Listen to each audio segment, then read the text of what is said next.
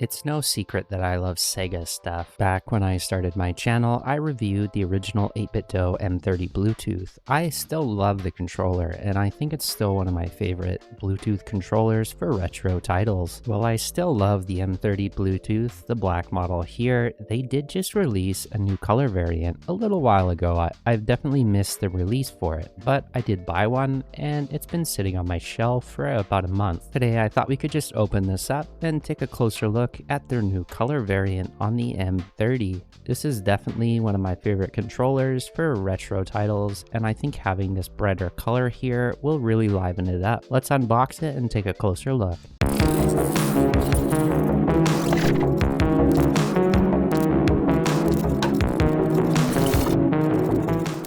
Alright, I've opened it up, so let's pop the box open and take a closer look. It almost has like a tannish sandy color to it. It looks more white on the front cover, but that's kind of cool. I like that. Not a big fan here of the B button. It's a little bright, but I do like the buttons up here. The gray and the red looks cool too. Let's set the controller aside for now. We have a manual underneath with how to connect it to all our devices. We have a charging cable, USB-A to USB-C, and that's all we have in the box. Let's take a closer look at the controller. Immediately, the first thing that comes to my eyes is these bright triggers. It does look pretty nice. I just wish it was more red.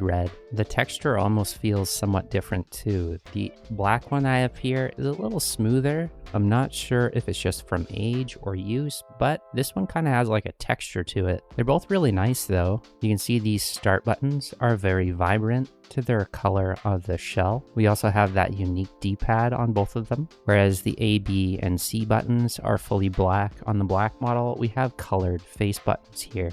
I do like the gray X, Y, and Z buttons, but the A, B, and C are a little bright for my liking. The B especially, if they were blue, I think that would suit the controller just a little bit better. We also have these very vibrant trigger buttons. They're rubber membrane based, so they're really quiet. The face buttons are also rubber membrane based, and so is the start button. Overall, they've gone for an entirely retro feel to this controller. I like it. I'm not a fan of switches on my controllers, as I just find them a little loud for my liking. Let's make sure that it starts up here. The only problem with these controllers is sometimes this light is so dim that it's hard to see. It looks like it's completely dead, so I'm gonna have to charge this for a little bit and come back later to take a closer look at it. Alright, so the funny thing is it actually does have a charge. This light is just so dark, it's hard to see. You can't see it right now, but it is on. Even with it covered, you can barely see it lit up. I hope they make that a little bit brighter. One thing I really like about this controller is the ergonomics. Because the corners are rounded, they fit into the palm of your hand really nice. They're also not sharp, so they don't dig into your hand. You can also wrap your palm around it like this, and it feels very comfortable. It also seems to be a really decent size, and I don't find myself getting sore from using it. The ergonomics on this controller are definitely on point.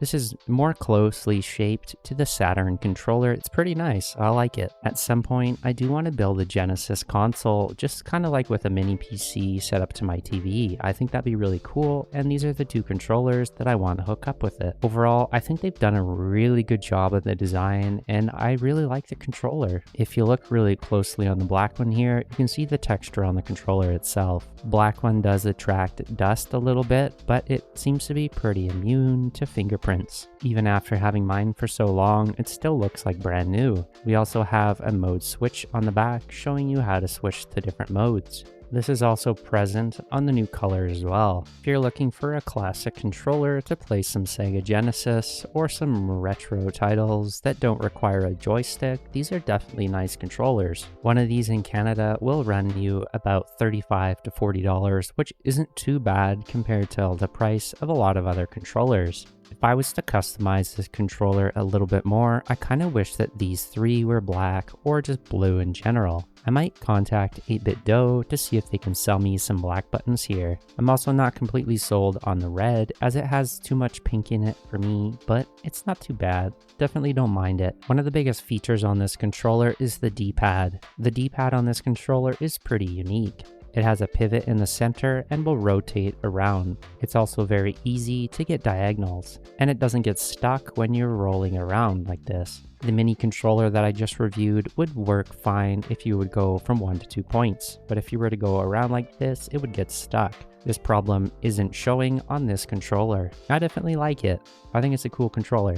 I had no issues pairing it to my Retroid Pocket 3 Plus. The controller shows up as the 8bitdo M30, and everything seems to be functioning correctly. If you're using the controller on an emulation device like this, you're likely going to have to configure it in RetroArch. Seems like the A button works and the D-pad, but for some reason none of the other controls work. So I'm going to definitely have to configure that before I can use it anymore. There's also next to no Bluetooth input latency when using it on a device like this. 8bitdo has always made good Bluetooth controllers. Overall, the M30 is an excellent controller, and I like using it on a wide variety of devices. If you're looking for a good controller that doesn't need a joystick on it, and just for some old retro stuff, this is definitely the controller that I would recommend checking out. It's got a somewhat decent comparable price to a lot of other budget controllers, but you get the 8bitdo quality. It also comes in 2 colors now. It's nice having some variety like this when choosing your next controller. I hope to see a couple other colors come out for this. When it comes to 8bitdo warranty, you do get that year warranty on it, but I just warrantied my 8bitdo Ultimate Bluetooth, and I've been waiting for 2 months for it to come back.